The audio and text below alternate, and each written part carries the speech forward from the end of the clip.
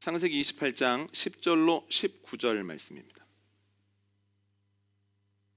한 절씩 교독하고 마지막 절은 함께 읽겠습니다. 야곱이 부엘세바에서 떠나 하란으로 향하여 가더니 그곳에 이르러는 해가 진지라 거기서 유숙하려고 그곳에 한 돌을 가져다가 베개로 삼고 거기 누워 자더니 꿈에 본즉 사닥다리가 땅 위에 서 있는데 그 꼭대기가 하늘에 닿았고 또 본즉 하나님의 사자들이 그 위에서 오르락 내리락 하고 또 본즉 여호와께서 그 위에 서서 이르시되 나는 여호와니 너의 조부 아브라함의 하나님이요 이삭의 하나님이라. 내가 누워있는 땅을 내가 너와 내 자손에게 주리니 내 자손이 땅에 티끌같이 되어 내가 서쪽과 동쪽과 북쪽과 남쪽으로 퍼져나갈지며 땅의 모든 족속이 너와 내 자손으로 말미암아 복을 받으리라. 내가 너와 함께 있어 내가 어디로 가든지 너를 지키며 너를 이끌어 이 땅으로 돌아오게 할지라.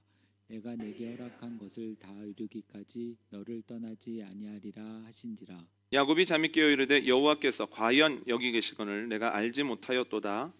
이에 두려워하여 이르되 두렵도다. 이곳이여 이것은 다름 아닌 하나님의 집이요 이는 하늘의 문이로다 하고 야곱이 아침에 일찍 일어나 베개로 삼았던 돌을 가져다가 기둥으로 세우고 그 위에 기름을 붓고 그곳 이름을 베델이라 하였더라. 이 성의 옛 이름은 루스더라. 아멘. 2007년에 지금은 고인이 된 스티브 잡스가 많은 사람들 앞에서 한 제품을 소개합니다. 그는 프레젠테이션을 이런 말로 시작합니다. 살다 보면 획기적이고 혁신적인 제품이 우리 삶의 모든 것을 바꾸어 놨습니다. 애플은 지금까지 이러한 몇 가지를 개발했습니다. 그리고 오늘은 이러한 제품을 무려 3가지나 소개하려고 합니다. 첫 번째는 터치가 가능한 와이드 스크린 아이팟입니다. 두 번째는 혁신적인 휴대폰입니다. 세 번째는 획기적인 인터넷 통신기기입니다. 그런데 이것은 각각의 제품이 아니라 단 하나의 제품입니다. 우리는 이 새로운 제품을 아이폰이라고 부릅니다. 이렇게 시작하면서 아이폰의 기능에 대해서 이것저것 설명하기를 시작합니다. 저희에게는 이미 익숙한 기능들이에요.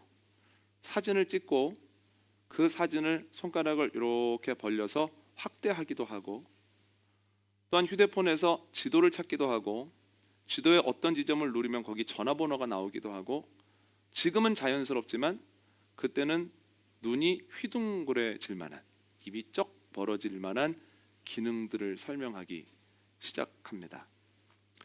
그러면서 그는 프레젠테이션을 한참 동안 하다가 이런 말로 마무리를 합니다. 우리는 84년에는 매킨토시로 컴퓨터 시장을, 2001년에는 아이팟으로 음악을 듣는 방식과 음악 산업 전체를 바꿨습니다. 그리고 2007년에 아이폰은 세상을 다시 바꿀 겁니다. 정말 기대가 됩니다. 이렇게 얘기를 합니다. 그런데 지금 우리의 사는 모습을 보면 그의 기대대로 되었습니다. 그가 생각했던 것보다 더 많은 변화가 일어났을지도 모릅니다. 아이폰 이전에는 휴대폰이 통신 수단이었죠. 그러니까 전화하는 기계였습니다. 그런데 지금의 휴대폰은 전화도 할 수 있는 기계입니다. 휴대폰으로 정말 많은 것들을 할 수 있습니다. 사진 찍고 영상 촬영하고, 또한 성경도 보고, 음악도 듣고, 영화도 보고, 게임도 하고, 길도 찾아가고, 결제도 하고, 은행 업무도 볼 수 있습니다. 아이폰이 없는 세상 혹은 휴대폰이 없는 세상을 이제는 생각하기가 쉽지 않다는 거예요. 그래서 아이폰은 단순히 휴대폰의 개념만 바꾼 것이 아니라 산업 전반, 그리고 우리들의 삶에 큰 영향을 미쳤습니다. 그래서 사람들은 아이폰 이전과 아이폰 이후로 우리의 삶의 모습을 정리하곤 합니다.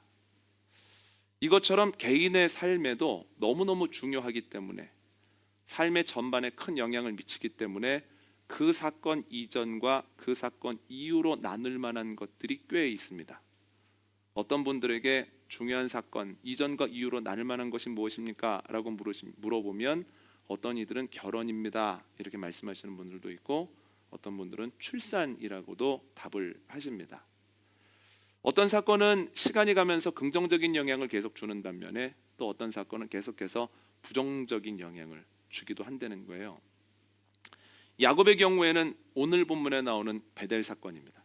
그의 인생은 베델 이전 그리고 베델 이후로 구분이 가능하다는 거예요. 에서가 아버지의 말을 듣고 사냥을 하러 간 사이에 리브가와 야곱이 아버지 이삭을 속이고 축복 기도를 대신 받는 악을 행합니다. 에서가 돌아와서 이 사실을 알고 얼마나 화가 나는지 마음속에 이런 생각을 합니다. 아버지가 돌아가시면 내가 반드시 야곱은 죽인다. 그런데 그의 마음을 어찌어찌 어머니가 알게 된 거예요. 큰일 나겠구나. 이거 피신시켜야 되겠구나. 어떻게 할까 고민을 하다가 이삭에게 이렇게 이야기를 합니다. 여보, 에서가 가나안 사람들 중에서 아내를 골랐다가 우리가 얼마나 마음고생이 심했습니까? 그런데 야곱마저도 여기서 결혼을 해서 에서와 같은 길을 간다면 우리가 원통해서 어떻게 살겠습니까? 야곱만이라도 멀리 보내서 우리 오빠가 있는 고향으로 보내서 결혼을 시켜야 되지 않겠습니까? 이렇게 얘기를 합니다. 이삭이 리브가의 말이 옳다고 여깁니다. 그래서 야곱을 불러서 말합니다. 너는 가나안 여인 중에서 아내를 맞이하지 말고 저기 바단 아람에 있는 외삼촌 라반의 집에 가서 그의 딸들 중에서 아내를 맞이해라. 그러면서 축복 기도를 해주죠. 야곱이 바로 떠납니다. 그런데 가면서 마음이 편치 않습니다. 두 가지 때문인데 첫 번째는 처음 가보는 길이기 때문입니다. 내가 잘 도착할 수 있을까? 도착해서 잘 살 수 있을까? 경험 없는 것에 대한 두려움이 하나가 있고, 두 번째는 형이 언제든지 쫓아올 수 있다는 두려움이 있는 거예요. 형은 충분히 그러고도 남을 사람입니다. 그럴 만한 능력도 있고요. 그래서 낮에는 서둘러서 길을 가고 밤에는 노숙하면서 쪽잠을 잡니다. 그런데 그렇게 잠을 자고 있을 때 주님께서 꿈으로 야곱을 찾아오십니다. 꿈에 보니 사다리가 땅과 하늘을 연결하고 있습니다. 그리고 그 사다리 사이를 계속해서 천사들이 오르락 내리락 합니다. 이게 뭐야? 하면서 생각을 하고 있을 때 하나님의 음성이 들립니다. 야곱아, 나는 너의 할아버지 아브라함의 하나님이고 네 아버지 이삭의 하나님이다. 너 누운 땅을 너와 너의 자손에게 줄 것이다. 네 자손은 땅에 티끌같이 많아져서 동서남북으로 다 흩어져서 살 거다. 그리고 내가 너와도 함께 할 거다. 내가 너를 이끌어서 다시 이곳으로 돌아오게 할 거다. 내가 약속한 모든 것을 이루기까지 내가 너를 떠나지 아니할 것이다 라고 꿈에서 말씀하셨거든요. 야곱이 잠에서 깨어서 너무 선명한 꿈을 기억하면서 이렇게 이야기를 합니다. 와, 지금까지 내가 있는 곳마다 주님이 계셨고 내가 하는 일마다 주님이 보셨네. 그런데 내가 그걸 모르고 살았네. 두렵다 하면서 여기도 하나님 계시지. 그렇다면 여기도 하나님의 집이고 여기도 하늘의 문이구나 하면서 그곳 이름을 하나님의 집 베델이라고 짓습니다. 그리고 베델의 경험 이후에 야곱의 삶에 긍정적인 변화들이 일어나기 시작하는데요. 세 가지로 정리를 해봤는데 첫 번째 변화는 뭐냐면 이제는 사람이 아니라 주님을 두려워하기 시작했다는 거예요. 베델 이전의 야곱을 보면 본인이 갖고 싶은 것, 본인이 하고 싶은 것을 위해서는 못할 일이 없습니다. 단 보는 눈만 없다면 말입니다. 보는 눈만 없으면 자기 마음대로 하는 거예요. 권모술수를 부립니다. 형과 단둘이 있을 때 어떤 일을 합니까? 장자권을 뺏기 위해서 배고픔이라고 하는 약점을 이용해서 붉은 죽과 약간의 떡을 가지고 장자권 내놓으라고 하지 않습니까? 계속해서 애를 먹이죠. 또한 형이 없을 때, 아버지와 단둘이 있을 때 아버지의 눈이 어둡다라고 하는 약점을 집요하게 파고들어서 결국은 형이 받아야 되는 축복 기도를 받아내고야 말았다는 거예요. 보는 눈만 없으면 마음대로 삽니다. 사람이 볼 때하고 안 볼 때하고 너무 많이 다른 거예요. 그런데 베델 사건 이후에 야곱은 이렇게 함부로 살지를 못합니다. 대표적인 경우가 외삼촌 라반의 행동에 대한 야곱의 반응입니다. 성경을 보면 외삼촌 라반 너무 지독한 사람입니다. 일은 시키면서 돈을 주고 싶어 하지 않습니다. 어떤 수를 써서라도 노동력을 뺏어가려고 합니다. 야곱에게 라헬을 줄 터이니 7년 동안 일하라고 하거든요. 그거 너무 과한 겁니다. 보통 1년 정도 일해주면 아내를 주기 마련인데 7년을 이야기한 거예요. 야곱이 기쁨으로 일을 합니다. 그리고 결혼을 하고 그 다음날 아침에 일어나 보니 라헬이 아니라 레아인 거예요. 이게 뭐냐고, 내게 약속한 것은 라헬이라고 그랬더니 미안하다고 얘기 안 하고 오히려 큰 소리를 빵 칩니다. 아니, 언니보다 동생이 먼저 시집가는 법 봤어? 자네도 우리 고장이 온 지 7년 됐는데 아직도 우리 고장법을 몰라? 얘기를 하다 보니까 이거 야곱의 잘못인가 싶을 정도로 너무 당당한 거예요. 라반이 어떻습니까? 못됐죠. 그래서 7년 정도 더 일해주면 라헬도 주겠다, 일주일 뒤에 결혼시켜줄게 하면서 14년 동안 한 푼도 주지 않고 먹을 것과 입을 것만 주면서 일을 시킵니다. 15년 차부터는 품삯을 정해서 주는데 조금만 야곱이 많이 가져간다고 생각을 하면 기준을 바꿔버리는 거예요. 뒤에 읽겠지만 6년 동안 품삯의 기준을 10번이나 바꿉니다. 자기 마음대로 고무줄처럼 늘렸다가 줄였다가를 계속 하죠. 옛날에 야곱 같으면 철저하게 계획해서 라반을 골탕 먹였을 거예요. 나한테 손해를 줘? 그럼 너도 그만큼 손해를 보게 할 거야 하는 마음이 있지 않았겠습니까? 그런데 너무 온순합니다. 왜 그럴까요? 라반이 무서워서가 아니라 하나님 무서워서 그렇습니다. 옛날에는 보는 눈이 없으면 자기 마음대로 했거든요. 겉모술수를 부려서 남 넘어뜨렸거든요. 그런데 베델의 경험을 하고 보니 하나님이 어디에나 계시나 모든 것을 보고 계신 거예요. 하나님 보고 계신데 저 사람이랑 똑같이 할 수는 없지. 저 사람이 저렇게 거칠게 한다고 나도 그런 모습을 똑같이 보일 수는 없는 거야 하면서 참아냈다고 하는 거죠. 그래서 이전에는 사람을 두려워했으나 베델의 경험 이후에는 하나님을 두려워하는 사람이 됩니다. 두 번째 변화는 뭐냐면 이제는 사람이 아닌 주님을 바라본다는 거예요. 한번 찾아볼까요? 창세기 31장 41절로 42절입니다.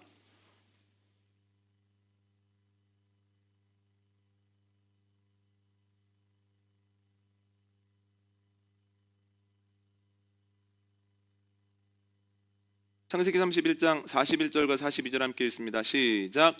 내가 외삼촌의 집에 있는 이 20년 동안 외삼촌의 두 딸을 위하여 14년, 외삼촌의 양떼를 위하여 6년을 외삼촌에게 봉사하였거니와 외삼촌께서 내 품삯을 10번이나 바꾸셨으며 우리 아버지의 하나님 아브라함의 하나님 곧 이삭이 경외하는 이가 나와 함께 계시지 아니하셨더라면 외삼촌께서 이제 나를 빈손으로 돌려보내셨으리이다마는 하나님이 내 고난과 내 손의 수고를 보시고 어젯밤에 외삼촌을 책망하셨나이다. 아멘. 야곱이 외삼촌의 집을 떠나 고향으로 돌아가면서 나눈 대화입니다. 이걸 통해서 알 수 있는 것은 야곱이 외삼촌의 말도 안 되는 행동에 대해서 왜 반응을 하지 않았는가의 또 다른 이유입니다. 물론 하나님이 보고 계신데 나까지 어떻게 이렇게 치졸하게 그래 하는 것도 있었지만 야곱에게는 어디에나 계시며 모든 것을 아시고 공정하게 셈하셔서 갚아주시는 하나님에 대한 믿음이 있었습니다. 라반이 계속해서 기준을 바꿀 때마다 그래요, 바꿔보세요. 그러나 주님께서는 다 보고 계시고 알고 계시고 셈하고 계시다가 내가 수고한 만큼 내가 고난 당한 것만큼 나에게 그 열매를 허락하실 겁니다. 당신이 아무리 겉모술수를 부려도 하나님의 예정되고 예비된 것이 있습니다 하는 마음이 있었기 때문에 라반이 기준을 바꾼다고 해서 일희일비하지 않았다는 거예요. 여러분, 하나님을 바라볼 때 우리가 일희일비하지 않을 수 있습니다. 자녀를 생각하면 일희일비 될 때가 있죠. 자녀의 행동을 보면서 마음이 무너질 때가 있습니다. 그러나 주님이 나를 사랑하시는 것만큼 주님께서 내 자녀를 사랑하시고 손주를 사랑하신다고 하는 그 분명한 사실을 기억하면 지금 일어나는 일에 일희일비하지 않을 수 있습니다. 이겨놓고 싸울 수 있습니다. 여러분, 사람이 아니라 주님을 바라보는 은혜가 저와 여러분에게 있기를 원합니다. 세 번째 변화는 이제는 문제가 아닌 주님을 묵상한다는 거예요. 창세기 34장을 보면 야곱의 딸 디나가 어려운 일을 당하거든요. 그런데 그것을 처리하는 과정이 좀 과했습니다. 누가 봐도 과했습니다. 이에 대해서 어떤 이야기를 하러 상대 측이 왔는데 야곱의 아들들이 우리와 사돈을 맺으려면 할례를 받아야 된다라고 이야기를 해놓고 그들이 할례를 받아 움직일 수 없을 때, 가장 어려울 때 레위와 시므온이 가서 그들을 기습함으로 세겜, 그의 아버지 하몰, 그리고 그 집안 사람들을 싹 다 죽입니다. 그리고 그냥 온 것이 아니라 그 집안에 있는 보물들을 다 가지고 옵니다. 그러니까 그들의 목적 속에는 내가 이 일을 바로잡겠다는 생각도 있었으나 더 나아가서 그들의 물질이 탐이 났던 거예요. 야곱이 이 사실을 지방 사람들이 이 사실을 알고 야곱과 그의 아들들을 죽이기 위해서 연합군을 결성합니다.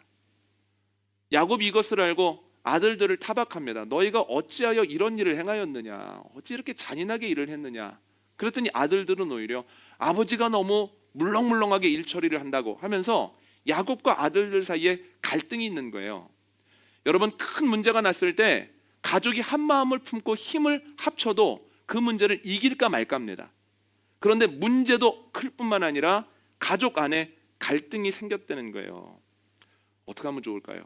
그런데 그때 하나님이 야곱에게 나타나셨다는 거예요. 그 모습 한번 볼까요? 창세기 35장입니다. 창세기 35장 1절로 3절 말씀 함께 읽겠습니다. 시작. 하나님이 야곱에게 이르시되 일어나 베델로 올라가서 거기 거주하며 내가 내 형 에서의 낯을 피하여 도망하던 때 내게 나타났던 하나님께 거기서 제단을 쌓으라 하신지라.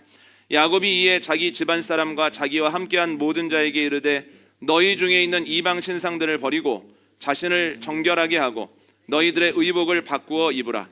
우리가 일어나 베델로 올라가자. 내 환난 날에 내게 응답하시며 내가 가는 길에서 나와 함께 하신 하나님께 내가 거기서 제단을 쌓으려 하노라 하매. 아멘. 문제를 만났을 때 하나님은 베델에서 만난 하나님의 음성을 듣습니다. 하나님이 베델로 올라가라고 말씀하십니다. 이에 용기를 얻어서 야곱이 가족들에게 우리 베델로 올라가자, 가서 예배하자. 예배에 어울리지 않는 여러 가지 소유와 여러 가지 모습들은 다 땅에 묻자 하면서 베델로 올라가거든요. 그런데 순종하는 과정 중에 가족의 마음이 하나가 되어지고 또한 예배하러 올라가다 보니 그들이 가지고 있었던 문제가 극복이 되어 있더라는 거예요. 여러분, 위기의 순간에 야곱은 어떻게 하나님의 음성을 명확하게 들었을까요? 구약학자 앤더슨은 자신의 책 구약성서의 이해에서 하나님의 계시, 하나님의 음성에 대해서 이렇게 얘기를 합니다. 한번 잘 들어보십시오. 하나님의 계시는 청천벽력처럼 내리는 것이 아니라 인간 삶의 위기와 사건들을 통해 내렸으며 이러한 사건 안에서 일반 대중이 포착할 수 없었던 초자연적 차원의 의미를 감지할 수 있었던 사람들만 그 계시를 받을 수 있었다. 그러니까 들으면서 내용을 아시기는 조금 복잡하시죠. 그러니까 조금 쉬운 말로 설명을 드리면 하나님의 말씀은 일상을 살아가고 있는데 하늘에서 청천벽력처럼 승원아 하고 내리는 게 아니라는 거예요. 위기를 만났을 때 어떤 사건 앞에서 그것을 그냥 넘기지 아니하고 하나님께서 이 일을 왜 허락하셨을까? 하나님께서 이 일을 통해서 나에게 하고자 하시는 말씀은 무엇일까? 이것을 통하여 내가 경험하게 될 하나님의 은혜와 능력은 무엇일까를 궁금하게 여기며 하나님을 바라보면 하나님께서는 그 위기와 사건을 통해서 하나님의 음성을 아주 명확하게 하나님의 자녀들에게 들려주신다는 거예요. 그러니까 여러분, 앤더슨의 말에 의하면 야곱이 위기 앞에서 하나님의 음성을 들을 수 있었던 이유가 무엇입니까? 위기를 만났을 때 문제를 묵상한 것이 아니라 주님을 묵상했기 때문에 주님의 음성이 들렸다는 거예요. 여러분, 문제를 묵상했다면 야곱의 머리가 꽤나 복잡했을 겁니다.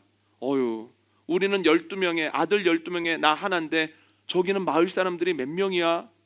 우리가 가지고 있는 무기는 이만큼인데 저기는 무기가 왜 이렇게 많아?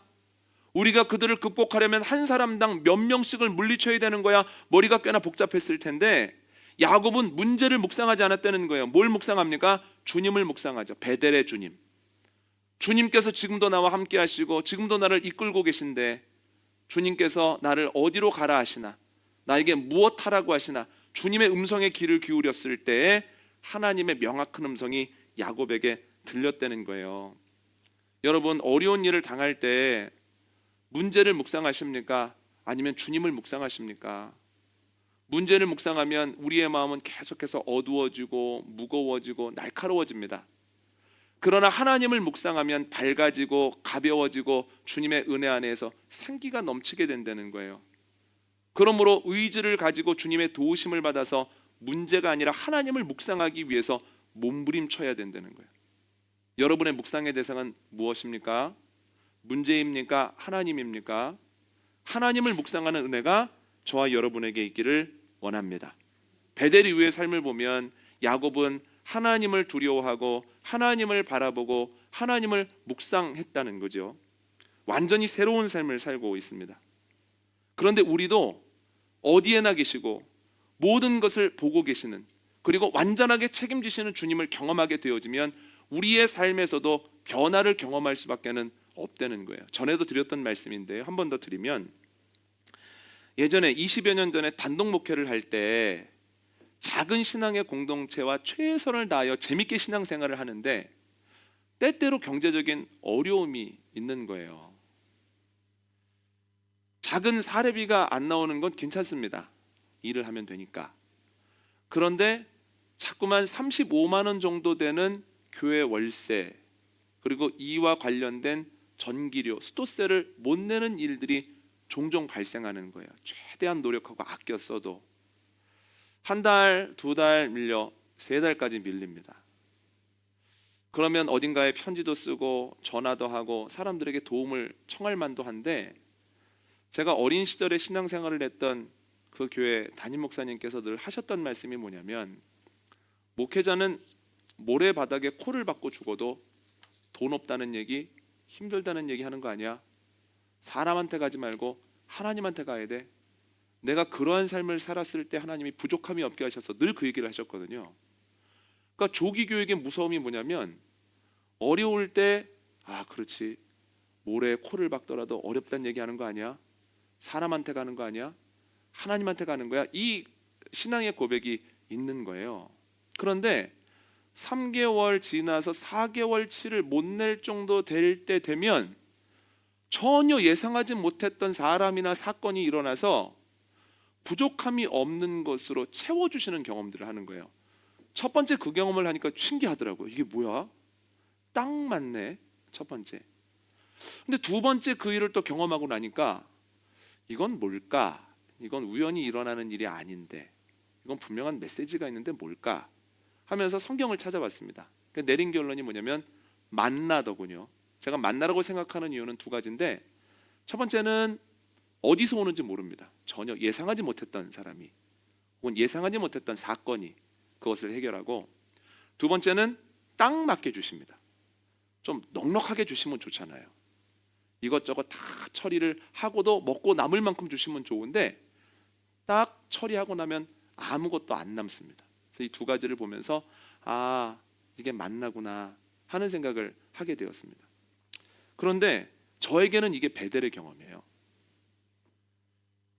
이 경험 이후에 제가 똑같은 곳에서 똑같은 사역을 하는데 의미가 달라지더군요. 그러니까 옛날에는 제가 읽은 것과 본 것을 전달하는 거예요. 그러니까 예를 들어 이렇게 설교하는 겁니다. 여러분, 이스라엘 사람들이 광야를 걸어가고 있을 때에 만나가 내렸답니다. 만나의 부족함이 없었답니다. 참 신기한 일입니다. 이런 방식으로 설교를 했거든요. 그런데 그러한 만나를 두 번, 세 번 먹고 난 다음에는 이렇게 설교했습니다. 여러분, 성경에서만 만나가 내리는 게 아니라 지금도 만나가 내리네요. 그런데 지금 우리에게는 이런 방식으로 만나를 주시네요. 그렇다면 우리 최선을 다합시다. 최선을 다하고도 안 되는 부분에 있어서는 또 주님이 만나를 내려주실 겁니다. 그러나 힘써 노력하다 보면 또 극복이 될 겁니다. 이런 식으로 설교를 하게 되는 거예요. 베델의 경험을 하고 나니까 목회하면서 필연적으로 느끼게 되어지는 두려움들도 많이 가벼워지는 거예요. 막 두렵다가도 이게 내 일일까 하나님의 일일까? 그래, 하나님의 일이야. 이게 지금 하나님이 시키셔서 하는 일인가, 내 욕심으로 무리한 건가? 이건 내가 욕심낸 게 아니야 라고 하는 결론이 나면, 그렇다면 하나님이 책임지시겠지, 그렇다면 하나님이 이끄시겠지 하면서 무거운 마음을 내려놓게 되는 거예요. 이 효과를 톡톡히 본 게 언제냐면 저희가 예배당 이전할 때입니다. 예배당을 이전하기 위해서 장소를 찾는데 장소 찾기가 만만치 않은 거예요. 장소만 찾으면 다 될 줄 알았는데 장소 찾고 나니까 또 뭘 구해야 됩니까? 은행에서 돈을 구해야 돼요. 은행에서 돈을 구하는 과정 가운데에서 세금 문제는 어떻게 해야만 깔끔한지를 물어보는데 교회 세금에 대해서 깔끔하게 아시는 분이 의외로 없습니다. 옆에 물어볼 사람도 없어요. 참 은행계 개척을 해서 교회를 구입하게 되는 경우가 너무 드물어서 옆에 있는 분들에게도 어떻게 물어볼 사례가 없는 거예요. 그래서 계속해서 전화하고 문자가 왔다 갔다 하고, 그래서 어떤 날은 2019년 7월에 어떤 날은 너무너무 전화하고 문자가 많이 오가서 밤 10시쯤에 오늘 내가 몇 통 정도 문자하고 전화가 오간 날을 봤더니 180통이 넘게 오간 거예요. 그만큼 바쁘게 움직일 수밖에 없었던 거죠. 그런데 그 모든 과정 중에서 두렵고 힘들 때에 결정적으로 드는 마음이 뭐였냐면, 이건 내 일인가 하나님의 일인가? 내가 욕심을 내서 예배당을 이전하려고 하는 것인가, 아니면 필요에 의해서 이동하는 것인가, 이것을 점검하고, 아, 이건 내 욕심 아니네, 이건 어쩔 수 없이 하나님께 예배하기 위한 필연적 선택이네 라고 하는 결론이 나면 하나님이 아시겠지, 하나님이 아시니까 하는 생각을 가지고 두려움을 떨칠 수 있었습니다. 여러분, 여름 성경학교 때에도 주님의 예비하심을 경험합니다. 이번에는 평소와는 다르게 온 가족 부흥회를 2번 하지 않습니까? 그러면 식사도 해야 되고 간식도 넉넉히 필요한데, 아무리 생각해도 조금 후원으로는 버거울 수 있겠다, 뭐 어떻게 해야 될까 하는 생각을 가지고 기도하고 있었거든요. 그런데 이전 교회 한 분이 전화를 하셨습니다.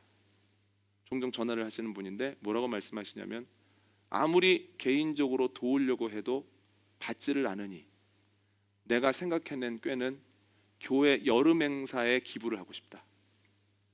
여름 행사에 기부할 수 있는 통장을 불러줘라 해서 이제 말씀을 드렸습니다. 그랬더니 너무나 넉넉하게 또 후원을 해주셨습니다.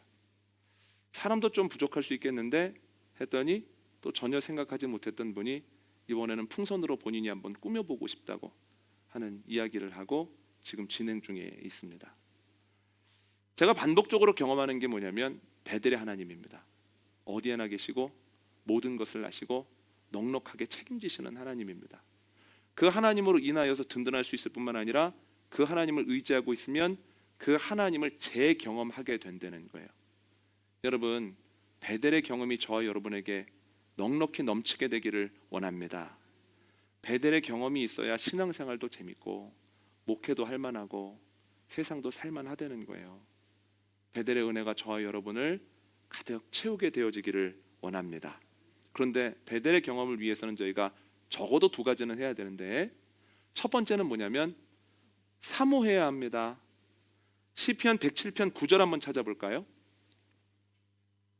시편 107편 9절입니다.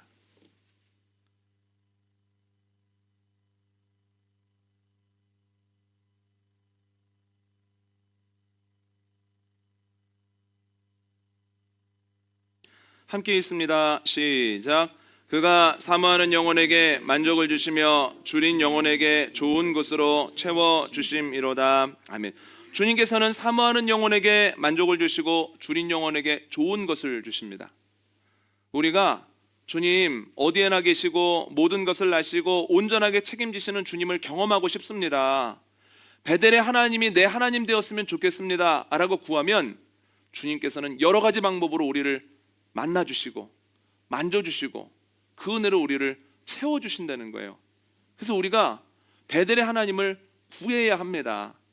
관심 있는 것이 보고 들리게 되어 있습니다. 가방에 관심이 있으면 가방만 보이죠. 차에 관심이 있으면 차만 보입니다. 집에 관심이 있으면 여러 가지로 새로 지어지는 집에 대한 소식만 들립니다. 그런데 하나님께 관심이 있으면 똑같은 일상을 살아가면서도 초자연적인 하나님의 일하심을 알게 되고 보게 된다는 거예요. 베델의 은혜를 사모하며 구하는 은혜가 저와 여러분에게 있기를 원합니다. 주님께서 분명히 베델의 은혜를 허락해 주실 겁니다. 2번째로 해야 되는 게 뭐냐면 중보해야 된다는 거예요. 여러분, 야곱이 15살 될 때까지 믿음의 조상 아브라함이 함께 살았습니다. 그리고 지금 여기 오는 동안 야곱은 계속해서 이삭의 모습을 보며 자랐습니다. 훌륭한 신앙인 옆에서 좋은 것을 보면 당연히 하나님의 사람이 돼 있을 것 같은데 야곱 어떻습니까? 남을 넘어뜨리는 자입니다. 사람이 보지 않으면 얼마든지 자기 마음대로 하고 싶은 것 하는 사람입니다. 그러니까 본다고 해서 옆에 있다고 해서 자연적으로 하나님의 사람이 안 된다는 거예요. 그런데 놀라운 것은 그가 베델의 경험을 한 이후에는 할아버지와 아버지가 하나님을 믿었던 것만큼 사랑했던 것만큼 그도 하나님을 믿고 사랑하는 자가 되었다라고 하는 거죠. 아무리 얘기해도 그게 자녀들에게 배우자에게 심어지지 않습니다. 하나님 두려워해야 되는 거야. 하나님 바라봐야 되는 거야. 하나님 묵상해야 되는 거야. 아무리 이야기를 해도 안 듣거든요. 그런데 그도 베델의 경험을 하는 순간 그의 삶에도 변화가 생긴다는 거예요. 베델의 경험을 하는 순간 안 통하던 대화가 통하기 시작한다는 거예요. 여러분, 배우자가 언제 제일 답답하냐면 나는 베델의 경험이 있는데 배우자는 베델의 경험이 없을 때입니다. 나는 주님에 대한 믿음이 있는데 그 사람은 주님에 대한 믿음이 없을 때에 자꾸만 동일한 현상을 보고 다른 얘기를 하거든요. 대화를 나누고 나서도 마음이 답답할 수밖에 없습니다. 그럼 부부간의 최고의 복은 무엇입니까? 내가 경험한 베델의 하나님을 그도 경험하는 것이 최고의 복이라는 거예요. 그러면 배우자를 위해서 뭘 해야 되겠습니까? 베델의 경험 달라고 중보하셔야 된다는 거예요. 여러분, 자녀를 위해서도 기도하셔야 됩니다. 자녀를 키우는 것이 만만치 않으시죠. 매번 살아는 판을 걷는 것 같기도 하고 정답도 없고. 그런데 언제쯤이면 한시름 놓으시겠습니까? 어른들에게 묻고 싶은데요. 언제쯤이면 한시름 놓아지시든가요? 제가 예상하기로는 대학교 가면 좀 나아지지 않겠나, 이런 기대감이 있을 것 같습니다. 저는 지금 그런 상태입니다. 애가 이제 중학생이 됐으니까. 그런데 냉정하게 생각해 보면 대학생이 돼도 한시름 못 놓습니다. 그냥 눈에 좀 덜 보일 뿐이지. 안 보이니까 잘하고 있겠거니, 잘 먹고 다니겠거니, 잘 자고 다니겠거니 하는 거지, 대학교를 가도 자녀에 대한 한시름 놓을 수 없다는 거예요. 결혼하면 어떻습니까? 결혼하면 한시름 놓겠습니까? 예전에는 결혼을 시키면 따로 떼어 보내는 거였는데 요즘은 결혼을 하면 한 사람이 더 늘어나서 온다는 거예요. 만만한 문제 아닙니다. 그러면 손주를 낳으면 한시름 놓겠습니까? 아니요, 그렇지 않습니다. 손주 낳으면 그때부터 시작입니다. 요즘 할머니 할아버지 하는 게 너무 쉽지 않습니다. 체력도 좋아야 되고 물질도 있어야 되고 정성도 들여야 되고, 그래야 손주들이 뽀뽀라도 한번 해주죠. 안 그러면은 손주들이 본 척도 안 합니다. 대학을 가도 결혼을 시켜도 아이를 낳아도 한시름이 안 나지는 거예요. 그러면 언제 한시름 놓을 수 있겠습니까? 제가 신앙으로 고백하는 건 내가 만난 베델의 하나님을 내 자녀도 만나게 되었을 때 한시름 놓게 된다는 거예요. 내가 만난 하나님이 그와도 함께 하시고 그가 힘들 때마다 나에게 오는 것이 아니라 주님 하고 기도의 자리로 나아가서 기도하는 상태가 되어지면 내 무거운 짐이 어느 정도 주님께로 옮겨진다라고 하는 거죠. 그러면 여러분, 자녀를 위해 뭘 해야 되겠습니까? 중보기도 하셔야 된다는 거예요. 자녀들에게도 베델의 경험이 있을 수 있도록 자녀를 위해, 배우자를 위해 중보기도 할 때 주님이 들으시고 어떤 그에 합당한 베델의 경험을 허락하시는 놀라운 은혜가 여러분들의 가정 안에 있기를 원합니다. 오늘 말씀 정리합니다. 야곱의 삶은 베델 이전과 이후로 나뉘는데요. 베델 이후에 야곱은 하나님 두려워하는 사람이 되었고 하나님께 집중하는 사람이 되었고 하나님을 묵상하는 사람이 되었어요. 완전히 새로운 삶을 산다는 거예요. 우리도 마찬가지입니다. 베델의 경험을 해야 신앙생활도 재미있고 또한 삶을 살아가는 가운데 기쁨도 있습니다. 이것을 위해 우리가 해야 되는 건 두 가지입니다. 첫 번째는 사모해야 됩니다. 주님 만나 주십시오. 저 오랫동안 신앙생활 했는데 왜 주님에 대한 경험이 이렇게 미진합니까? 옆에 있는 사람은 은혜로 기뻐하는데 왜 나는 그 기쁨을 모릅니까? 사모하는 가운데 주님께 나아가면 주님이 만나 주십니다. 두 번째는 중보해야 됩니다. 배우자를 위해서, 자녀를 위해서 중보기도 하면 주님께서 야곱에게 그리하셨던 것처럼 우리 배우자와 자녀들도 깊이 만나 주시고, 특별히 자녀들의 경우에는 주님이 만나 주실 때에 우리가 한시름 놓을 수 있다는 거예요. 오늘도 주님과 동행하는 가운데에서 주님으로 인하여 평안합니다 라고 하는 고백이 저와 여러분에게 넘치게 되어지기를 원합니다.